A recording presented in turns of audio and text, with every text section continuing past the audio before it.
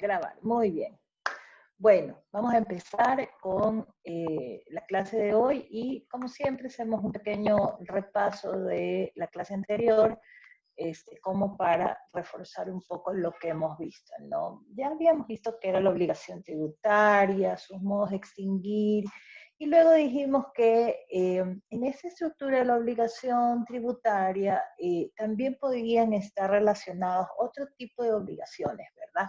Esas obligaciones las reconocemos como deberes formales, ¿sí?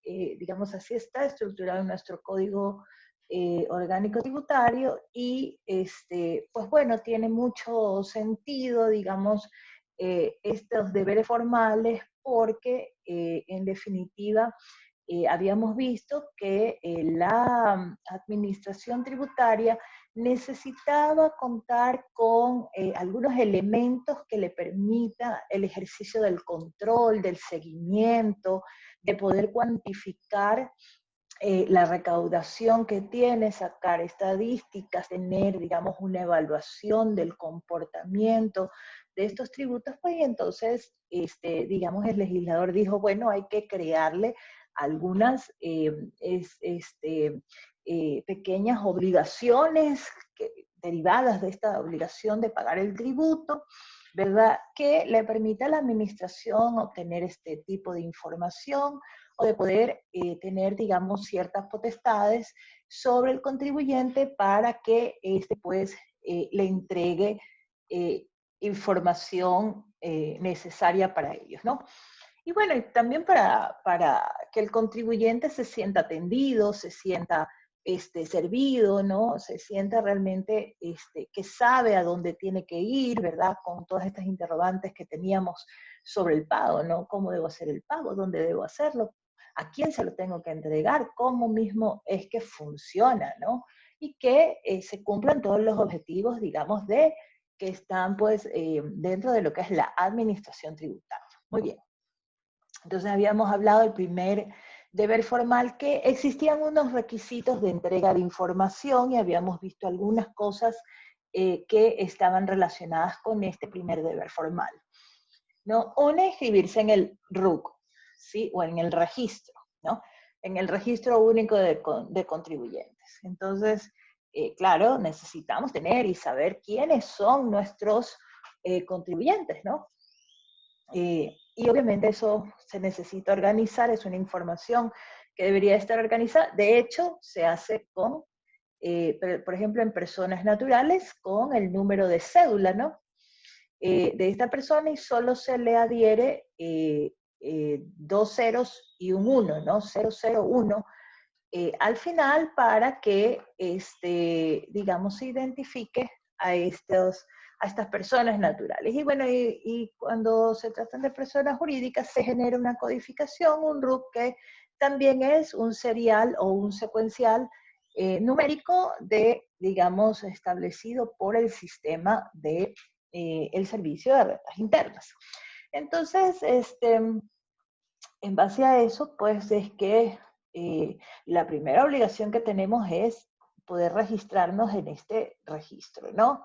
En este sistema que nos permite saber quiénes son los que están en la población económicamente activa o en actividades comerciales, de tal forma que podemos saber quiénes van a ser nuestra base de datos de contribuyentes.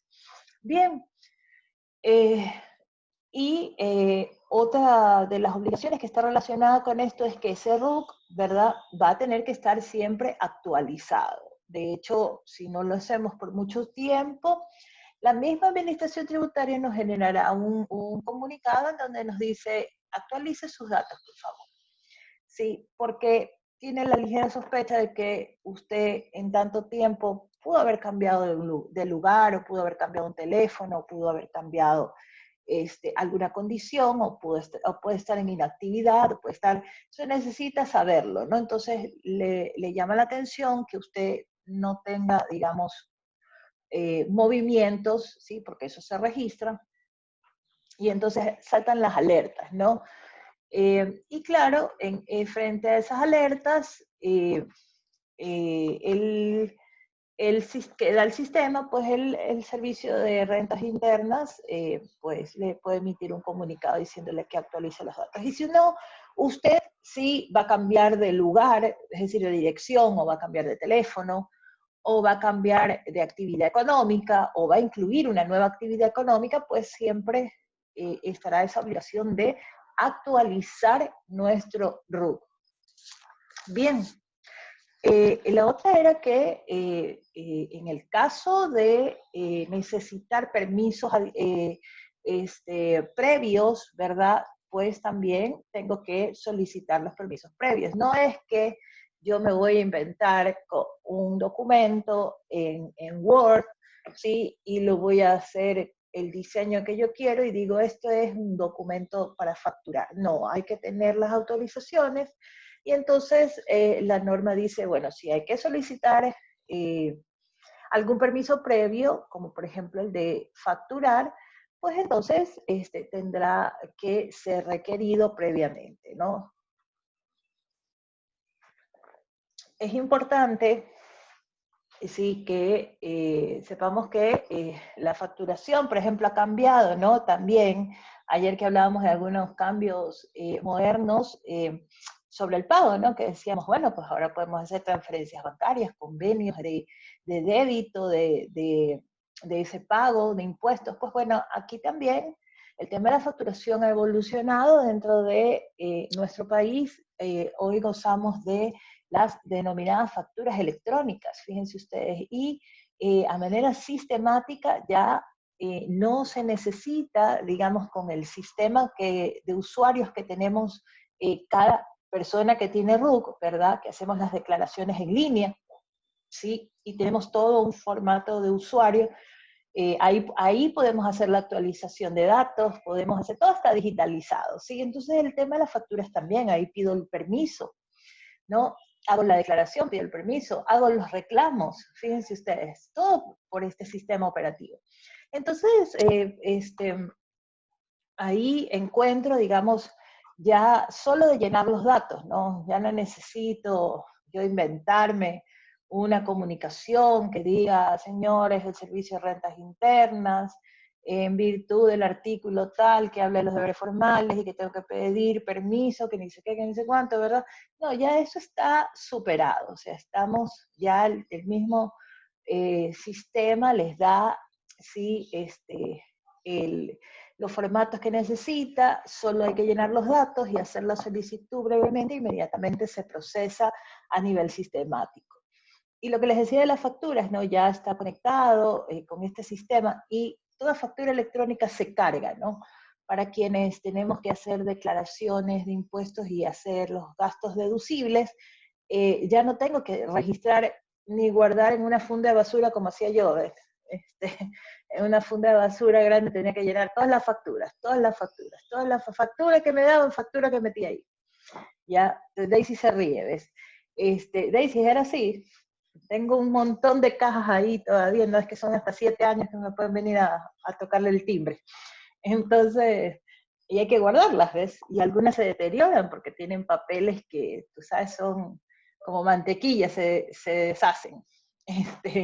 Sí, entonces, efectivamente, entonces tenemos que guardar todo, pero ahora con este sistema maravilloso que tenemos es más, yo quiero sacar mis facturas electrónicas, sino que soy un poco miedosa porque tanto sistema operativo que uno tiene que instalar en las computadoras que colapsan, ¿no? Y entonces, bueno, no me quiero arriesgar todavía, pero bueno, porque gracias a Dios no es que facturo un montón, ¿no? Pero, pero digamos que se vuelve necesario, importante, práctico, menor tiempo, ¿no? Y todo llega por vía electrónica, o sea, al correo, no necesito entregar, imprimir y hacer todo un proceso que, digamos, afecta a los que son ecológicos, ¿verdad? Afecta el medio ambiente, ya todo pasa por las nubes, ¿ven? Que existen, pues, de respaldos de toda esta información, que no la vemos, pero sabemos que están ahí en el aire. Entonces, se acabó la pila de... ¿Sí me escuchan, no? ¿Sí me escuchan? Sí, ok. Doctora, sí, Entonces, doctora. ya, gracias, Es, Antonio. Gracias, chicos. Y entonces, bueno, lo que les decía, ¿no? Ya pues podemos hacer este cruce de información, vean ustedes. Entonces, el tema de la facturación hoy en día también es espectacular, ¿no? Muy bien, habíamos hablado de llevar la contabilidad, aquellos que tenían obligación de llevar contabilidad o los que no tenían la obligación de llevar contabilidad. Fíjense ustedes que yo les decía cuando revisen el video que les puse ahí para que hagan su tallercito, ahí nos dice, no, bueno, tenemos que llevar un registro de cuentas, tenemos de todas maneras que eh, este, llevar, digamos, un libro en donde llevemos las cuentas, ¿no? De qué es lo que no estamos, en qué estamos, digamos, adquiriendo, o estamos comprando, o estamos llevando, ¿verdad? Porque todo eso, los gastos deducibles, las facturas que emitimos, etcétera. Entonces, debe ya haber contabilidad básica, por lo menos, que nos permita llevar un registro de las actividades que realizamos. Luego habíamos dicho que tenemos que presentar las declaraciones, ¿no? Entonces, claro, hay unos formularios que tenemos que cargar con una información, digitamos la información, como les dije, ya modernizado, tenemos un sistema, este, eh, el MMD, algo así se llama, no me acuerdo nunca el nombre, pero digamos es un sistema en donde inclusive es mediante página web, ¿no? O sea, ni siquiera es que usted instala un icono, le da clic, ingresa los datos, no. Todo es en el sistema de web, ¿no? Y entonces es mucho más rápido, mejor, realmente ha traído bastante beneficio, ¿no? Pero debemos de presentar estas declaraciones. Es decir, el formulario de información, fíjense ustedes, por eso está en los requerimientos de información, para que puedan saber, bueno, ¿cuántas facturas usted emitió este mes? Bueno, yo este mes pasé 3 facturas. Entonces, por tales valores, ¿verdad? Sumo los valores y obviamente digo cuánto he pagado en IVA y así, ¿sí? Entonces voy detallando todas las ventas que he realizado, las compras, ¿sí? Y entre otros datos que también nos piden, pues, y sobre todo si son compañías, pues estamos hablando de la contabilidad, ¿sí? Por eso es importante tener siempre el documento contable, porque el documento contable es donde realmente se asienta la realidad, ¿sí? Ahí hay unas cuentas contables, ¿sí? Una estructura contable que me va a decir, ¿no? Gastos de mantenimiento, adquisiciones de insumo, materias primas, ¿sí? Actividades comerciales, ¿no? Entonces, vamos, cada una de esas cuentas tiene, digamos, unas reglas que son las antes llamadas normas de contabilidad ecuatoriana, hoy se llaman NIF porque se estandarizaron a nivel mundial. Fíjense ustedes que eso también es gracias a la tributación, ¿ya? Porque la tributación, como les dije, a nivel internacional, sí, ya se busca un modelo para todo el mundo, ¿sí? Lo único que cambiaría son como vemos ahora, ¿no? En la práctica. En Colombia el IVA es del 19%, en Ecuador es del 12%, ¿sí? Y quizás en otros países pues tengan el 15, el 10, ¿sí? Hay países que pueden tener menos, ¿ya? Eso dependerá de qué, de la economía de cada país, ¿no? Entonces, por eso hablábamos de políticas económicas, fíjense cómo me vuelvo a enganchar a los otros temas que ya vimos, ¿no? Entonces, eso depende de la política económica, ¿no? Y obviamente del desarrollo de cada país, ¿no? Pero en general, en términos generales, hablamos de renta, hablamos a nivel mundial, ¿ven? Entonces podemos leer algunos casos importantes. Por ejemplo, ahora estoy leyéndome uno que hizo uno de los profesores que tuve en mi maestría, ¿sí?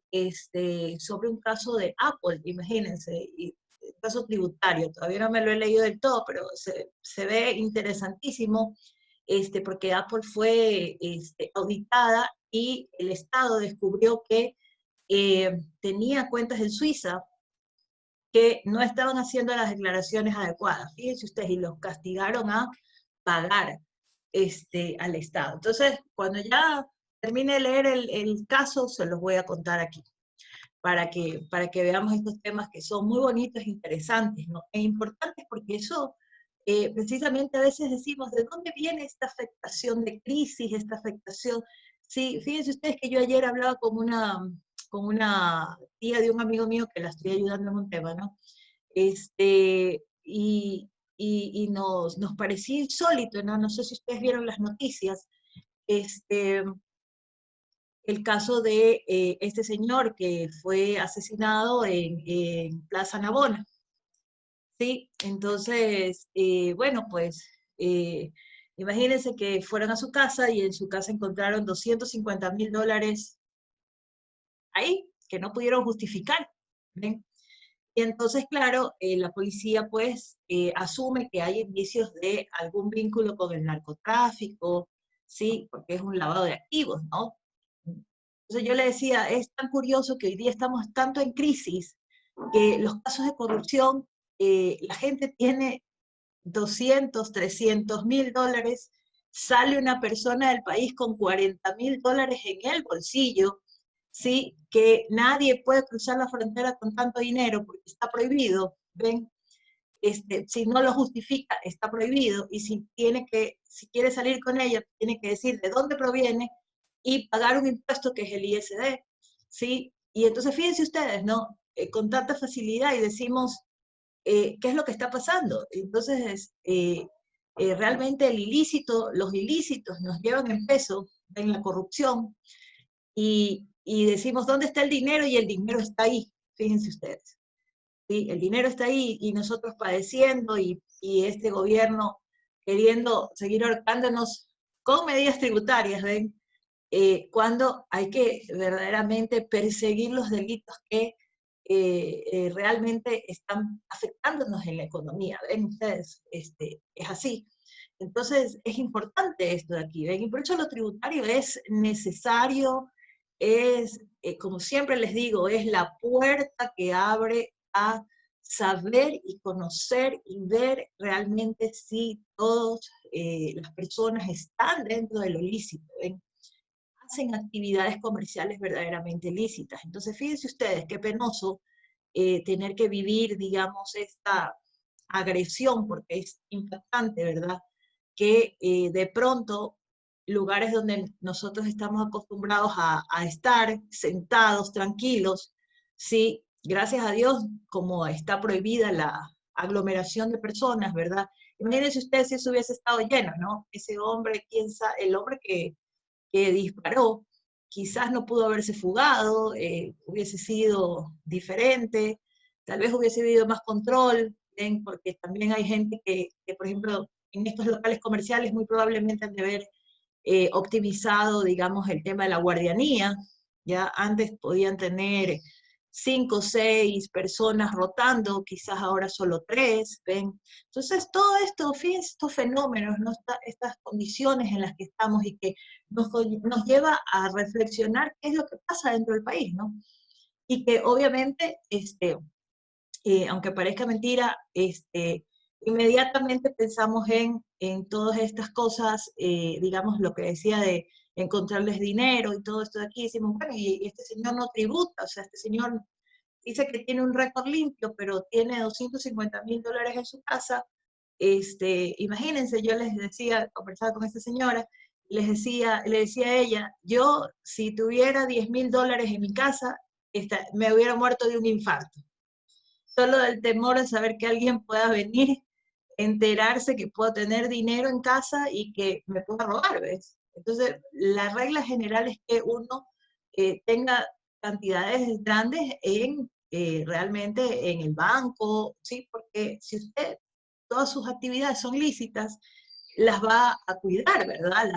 El dinero no llega de la noche a la mañana, ¿no? Entonces, fíjense ustedes, lo importante que es conocer, ¿no? este tipo de comportamientos que nos hacen también llevar, como les digo, a este tema tributario, en el que decimos, bueno, ¿y esta persona tributó, no tributó? Que realmente entendería que si se va, digamos que puede ser que le hayan hecho un pago, pero aún así, fíjense ustedes, hoy en día también hay reglas, ¿no? En la banca, que dice que hasta cierta cantidad de dinero, creo que es los 10.000 justamente, a partir de los 10.000 en adelante, usted tiene que llenar un formulario, fíjense, información, un formulario en donde diga de dónde proviene ese dinero. Entonces, transacciones en efectivo eh, son bastante peligrosas, ¿no? O sea, cuando usted le digan, te pago en efectivo, usted sorpréndase, ¿sí? Yo por eso cuando me preguntan, cuando yo pregunto, bueno, ¿cómo me vas a pagar, no? A mí me haces transacción bancaria. Me haces una transacción bancaria porque yo, como tengo mi factura y hago mis actividades lícitamente, no tengo ningún problema. Entonces, pase por ahí. Pero a mí no me diga que viene con el maletín a entregarme, o en una funda me viene a entregar el dinero. ¿Sí? Porque se vuelve sospechoso. Fíjense ustedes. Pero bueno, en todo caso, tampoco es que vamos a satanizar, ¿no? Pero, digamos, son esos indicios los que precisamente, fíjense ustedes cómo tiene que pensar la administración tributaria, ¿ya? En todas estas cosas. ¿Ustedes creen que no se activó una alarma sobre ese ciudadano que tenía, fíjense ustedes, una cédula ecuatoriana, teniendo otra nacionalidad? Entonces, se activan todas las alarmas, ¿no? De decir, bueno, ¿cómo entró al país? ¿Sí? ¿Para qué entró al país? ¿Qué declaró? Fíjense ustedes que él tenía un perfil, ¿no? En donde decía que trabajaba con farmacéuticas y que tenía representación, ¿no? Con esas farmacéuticas. Entonces, bueno, pues entonces fíjense, ahí estaría el servicio de rentas internas, ¿no? Va a decir si realmente este señor tenía esas actividades y si hacían, ¿no? Las actividades aquí, porque si tenía $250.000, lo más probable es que eh, este, digamos, revisen que haya hecho pues transacciones comerciales, contratos, digamos, de representación que obviamente le permita, digamos, tener una retribución, ¿no? Y que haya acumulado esos 250.000. Entonces, fíjense ustedes, lo interesante que se vuelve, ¿no? Muy bien, entonces retomamos. El cumplir los deberes específicos que la ley requiera, pues, o sea, es decir, si nos requieren algún tipo de información, fíjense ustedes que más adelante vamos a ver que la información tiene que ser razonable, ¿sí? Y relacionada a el tributo que, digamos, nos están requiriendo pues la información. No es que el día de mañana el Servicio de Rentas Internas le va a decir, por favor, mándenme el reporte de los últimos 5 años del pago del impuesto predial, ¿no? Eso no es competencia de ellos, ¿no? Cualquier información vinculada, pues ellos podrán pedirle a la municipalidad, que es, digamos, la que maneja esa información, y harán cruce de información, porque habrán estos convenios de cruce de información, pero no a quien es, digamos, el contribuyente. Por poner un ejemplo, ¿no? Bien, habíamos dicho que otro deber formal era que si la administración tributaria tenía que realizar inspecciones, ¿verdad? Pues nos tocaba la puerta y decíamos, déjelo pasar, no se tire por el balcón, no se preocupe, recíbalo, atiéndalo y realmente colabore con ella. Quien nada debe, nada teme. Y por tanto, facilitar todo lo que el control y todo el proceso, digamos, de inspección implique, colaborar con la administración tributaria. Exhibir declaraciones, informes, libros, ¿verdad?, de obligaciones tributarias, documentos, formularios o formular aclaraciones que, digamos, puedan ser solicitadas, concurrir al lugar, pues, cuando nos lleguen oficios que requiera nuestra presencia por parte de la autoridad competente, es decir, por el director general del servicio de rentas internas, ¿sí? Entonces, eso debemos de cumplirlo en este proceso de inspección. El incumplimiento que pueda producirse de esos deberes formales, pues dijimos, va a traer responsabilidades en los sujetos pasivos, sean personas naturales, ¿verdad? Y obviamente aquellas personas naturales que tengan responsabilidades como representantes de personas jurídicas, ¿no? Entonces los gerentes, los presidentes que tienen representación legal, pues también están, digamos, podrían quedarse sancionados ¿sí? Por el incumplimiento de la no presentación de documentación o de estos procesos de inspección o de requerimiento de información. Decíamos también que existían deberes de terceras personas y yo les explicaba que esas terceras personas podían ser personas naturales, personas jurídicas, ¿verdad? A las que se le pedía información, ¿sí?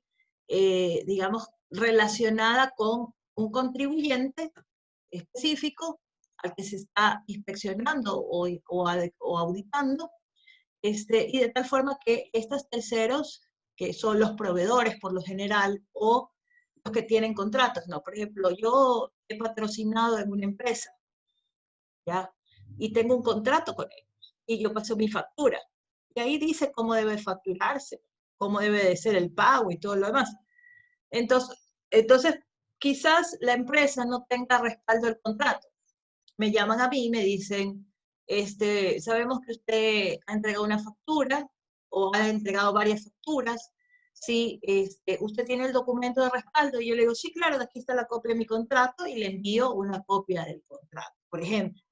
Entonces, y asimismo, si son llamados a comparecer como testigos, también es deber de estas terceras personas, digamos, acudir a participar en estas inspecciones y en estos requerimientos de información.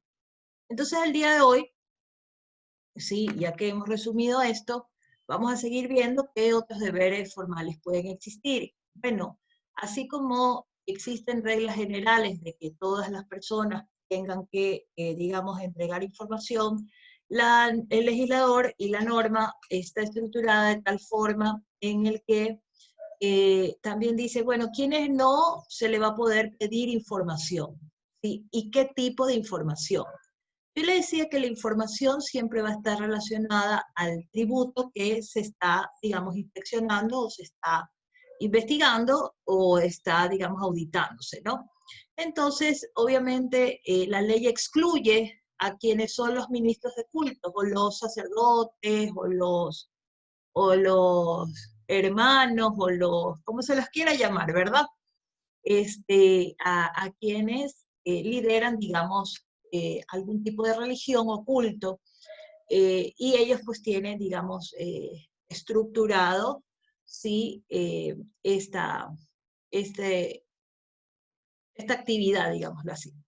Entonces, todo lo que tenga que ver con los asuntos relativos a su ministerio, digamos, no debe de ser requerido, ¿no? Entonces, no es que usted le va a decir al sacerdote que venga a declarar que el contribuyente tal le dijo que era un evasor de impuestos, ¿no?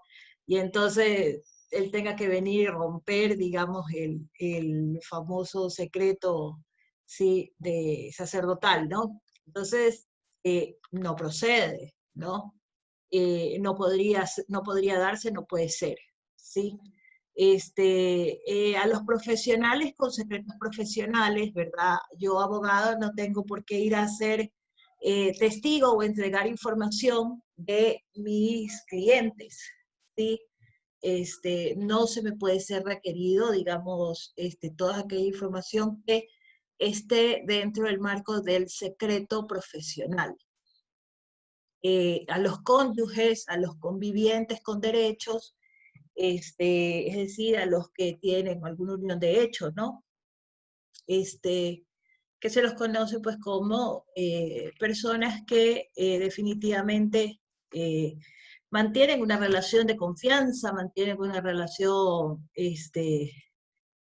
de desconfianza a veces también, vean ustedes, porque no es que siempre el cónyuge sabe de las actividades que hace su otro cónyuge, ¿no? Entonces ahí, digamos, hay ese conflicto y obviamente la ley es muy sabia y muy clara en decir esto, ¿no? Porque no es que usted va a poner a un hijo o a un padre, digamos, para que se peleen el uno con el otro y en un baño de honestidad el hijo acusa al padre de cosas ilícitas y eso no puede pasar. Hay que utilizar otras formas, otros medios y otra documentación que permita probar con objetividad, fíjense ustedes, con objetividad porque en estos casos hay subjetividad, ¿sí?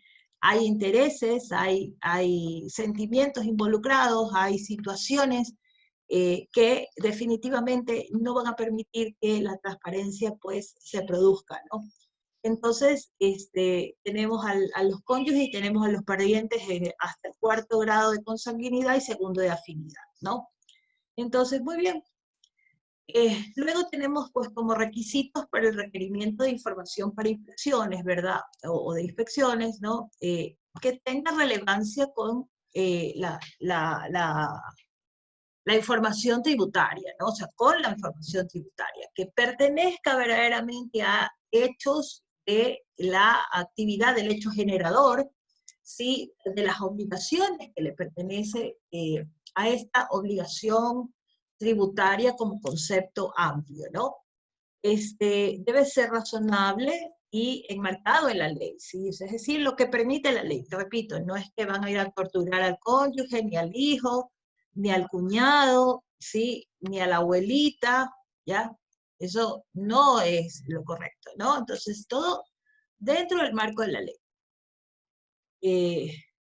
Respetar el derecho a la defensa, ¿sí? Porque definitivamente todos tenemos derecho a justificar, digamos, los hallazgos que tengan, ¿sí? Y que obviamente pueden ser malinterpretados, tergiversados, con buena o con mala fe, pues eso será algo también subjetivo, ¿no? A veces se piensa que, yo les contaba el otro día, ¿no? Les decía, hay empresas que saben que siempre están en la mira del servicio de rentas internas, ¿no? Que todos los años le van a caer a hacer auditorías por los impuestos, ¿ya? Entonces, claro, eso significa que si existe algún tipo de alerta, ¿sí? Interna que dice, estas actividades, digamos, tienen tanta variante que necesitan tener mayor control. Pero no significa que sea de mala fe, ni perseguidora, ni nada por el estilo, ¿no? Y bueno, en casos como, por ejemplo, el caso Noboa, ¿no? Que ustedes saben que su abogado defensor, el doctor Zavala, escribió un libro sobre el caso Noboa, ¿no? Y más bien dijo que era un tema político y no un tema tributario, ¿no? Entonces, fíjense ustedes, digamos, la sutileza del manejo de esta información en el Servicio de Rentas Internas, la verdad es que a mi criterio fue bastante técnico, no politizado como realmente se decía, mi opinión, ¿no? Muy respetable la del doctor Zavala, pero en todo caso, digamos, todo se vale en este país, ¿no? Y bueno, eso es lo que no debemos hacer, ¿no? Como tributaristas debemos ser objetivos, más que, digamos, querer victimizar hechos que a la larga no tienen resultados. Si alguien le debe al fisco, pues debe pagar, y si tiene alguna discrepancia, pues entonces tiene que discutirlo en la sede que se le permite hacerlo. Y de hecho, bueno, este caso lo vamos a revisar más adelante, lo vamos a ver precisamente para que ustedes analicen, ¿no? De manera así muy objetiva, ustedes que están con su mente recién ingresando todos estos datos que les doy, ¿verdad? Y que, digamos, podrán ser mucho más nobles y transparentes al momento de juzgar los hechos, y eso es lo que vuelve interesante la práctica y el ejercicio de este caso. Y por eso me gusta traerlo aquí al aula, ¿no? Porque creo que ese experimento sale bastante bien. Muy bien, entonces hay que respetar el derecho a la defensa. Y bueno, eso está establecido no solamente en nuestro Código Orgánico Tributario, sino que también está establecido en la Constitución, es porque los derechos fundamentales de cualquier ciudadano que necesita defenderse en cualquier área y contra cualquier persona, sea con ciudadanos a la par o sea con la administración tributaria o, en el caso general, el Estado en sí, ¿no? Eh, el requerimiento y respuesta debe ser por escrito, ¿sí? Sabemos que en derecho público se hace todo por escrito, eh, por lo tanto, aquello que pensemos que se puede tratar, digamos, de manera verbal, no quedará registro, no podrá ser, digamos, ejecutado en el caso de que sea favorable, sí, sino que debe hacerse todo por escrito. Por lo tanto, cualquier requerimiento que necesitemos hacerle a la administración tributaria o cualquier respuesta que debamos darle a la administración tributaria siempre será por escrito. En el caso de las inspecciones, toda, digamos, inspección debe contar con un acta de inspección. Es decir, un instrumento en donde se va a detallar todo el proceso que se ha realizado dentro de esa inspección, ¿sí? Cuántos días de visita se dieron, qué tipo de información se presentó, cuántos oficios se han entregado, cuántos oficios se han entregado por la administración tributaria, ¿no? Cuántos oficios se han entregado por parte del contribuyente dando respuesta, ¿sí?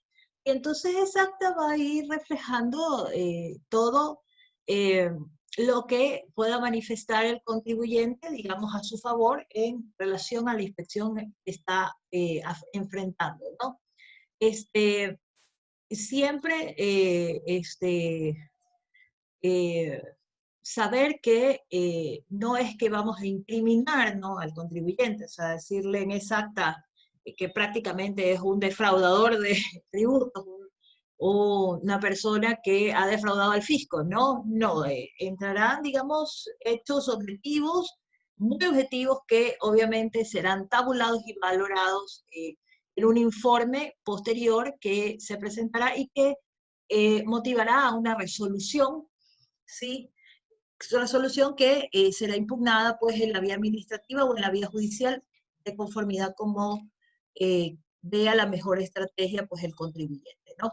Eh, Estos deberes formales sí traen como consecuencia su no cumplimiento la aplicación de unas sanciones. ¿Qué tipo de sanciones? Hablamos de las multas y de las clausuras, ¿no?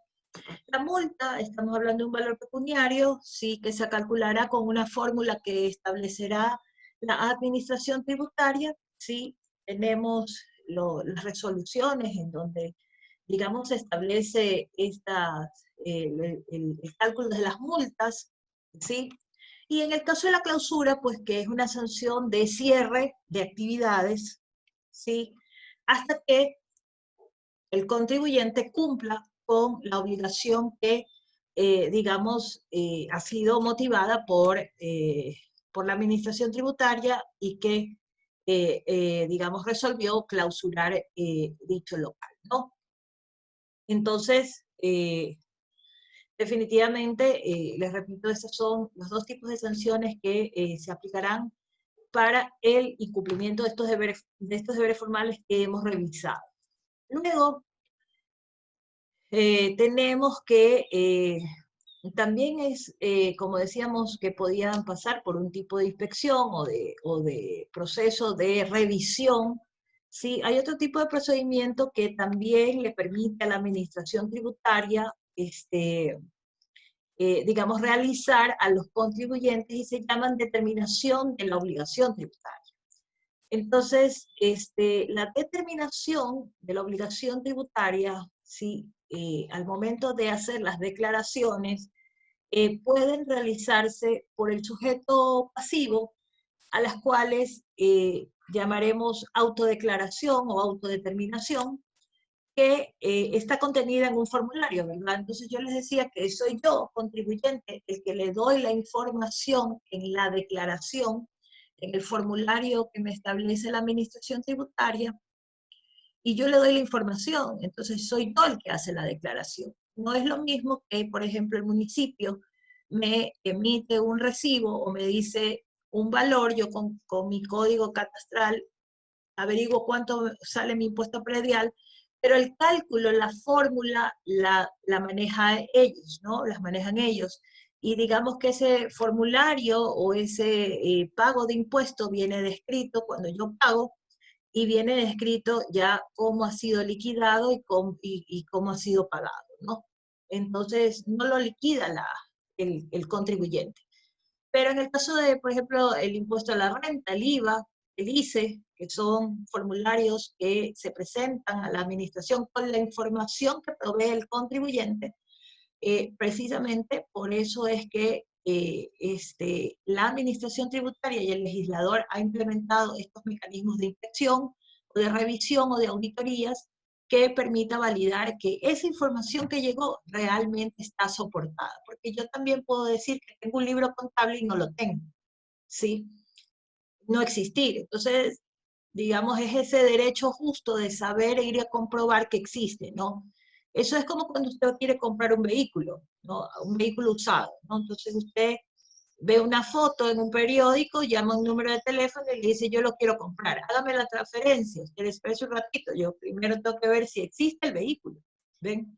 Y en qué condiciones está. Entonces, hay que ver para creer, ¿no? Entonces, fíjense, lo mismo pasa con la administración tributaria. En algún momento tiene que realizar, digamos, estas actividades, estas inspecciones, estas auditorías, y obviamente la norma se lo permite a través de esta información que se les da. Entonces, la determinación tributaria, como les digo, puede ser realizada por el sujeto pasivo, que se llamará autodeclaración o autodeterminación, ¿sí? Y se lo maneja por regla general a través de un formulario en el cual se entrega, digamos, la información y se liquida el tributo. También puede ser por el sujeto activo, como les dije, el caso del impuesto predial, las tasas, ¿verdad?, que se pagan, las contribuciones, también vienen ya liquidadas, no necesita ser liquidada por parte del contribuyente, por lo tanto el sujeto activo le dice, esta es la liquidación, pague. Digamos, establece la obligación bajo potestad determinadora, ¿sí?, de forma directa, este sujeto activo. Ahora, ese pago, digamos, perdón, esa determinación que hace el sujeto activo, sí, que está bajo su potestad determinadora, se la puede hacer de forma directa, ¿verdad? Y en algunos casos se aplica la figura del recargo, que, digamos, el Código Tributario establece que ese recargo será hasta de un 20%, ¿sí? En, digamos, determinadas situaciones. Eso lo veremos un poco más adelante, el tema del recargo, no ahora, pero, digamos, es una de las condiciones que también pueden concurrir en la determinación de la obligación tributaria, ¿ok?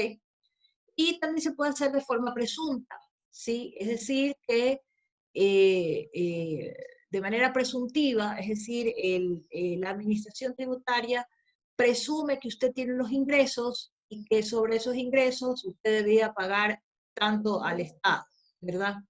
Entonces, también existen mecanismos para determinar, por ejemplo, en el impuesto a la renta, la presunción de algunas actividades.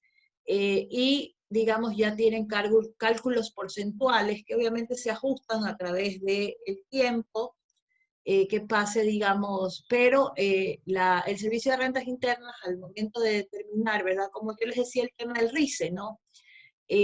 Son actividades pequeñas de pequeños empresarios y que, digamos, ellos han calculado que, por ejemplo, el pago de 20, 30, 40 dólares, digamos, es el promedio, ¿sí?, de ingresos que puede tener y que puede aportar, ¿verdad?, en su capacidad contributiva.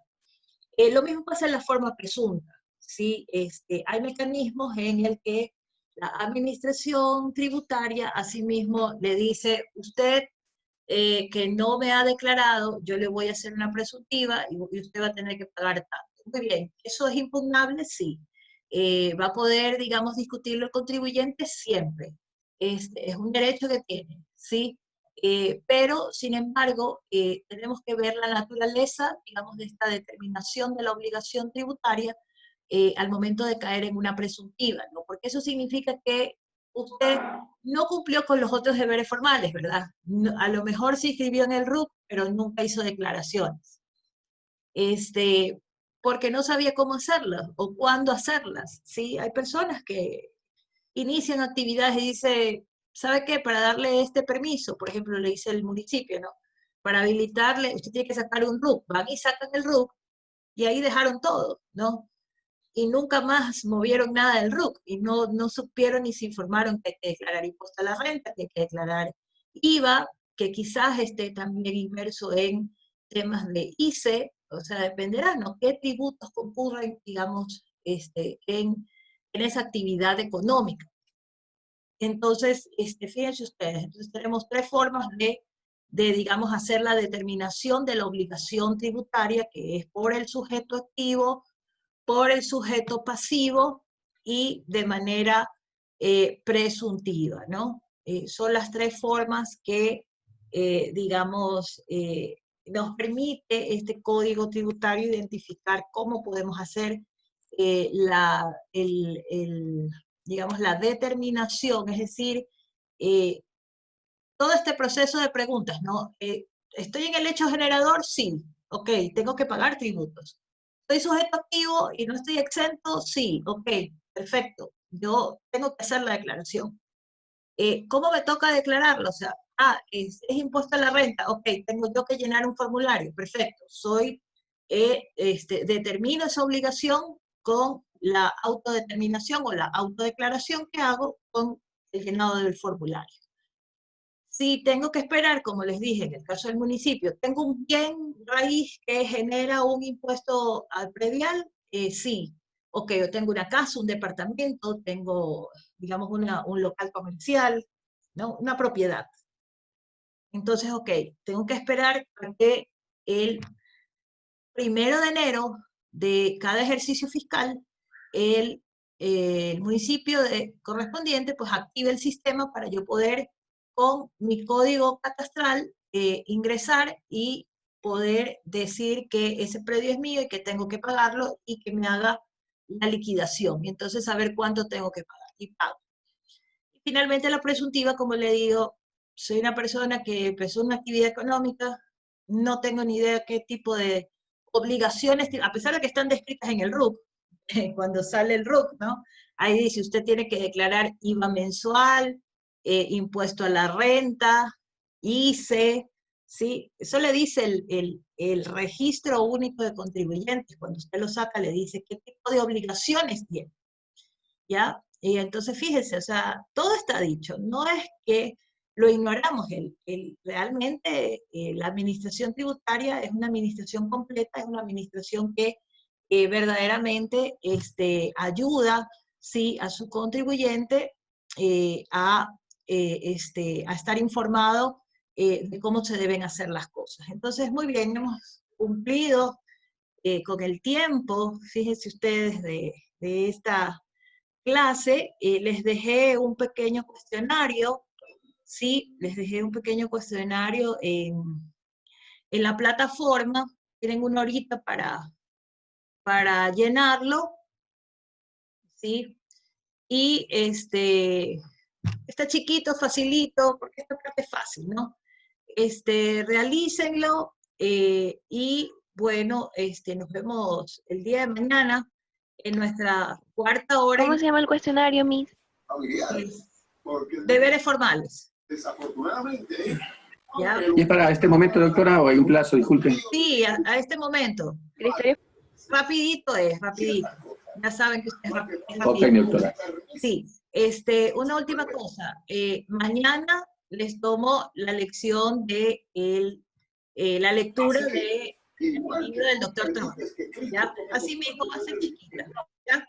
Así que repásenlo un poco ahora y mañana nos vemos en esa actividad. ¿Ya? Cuídense.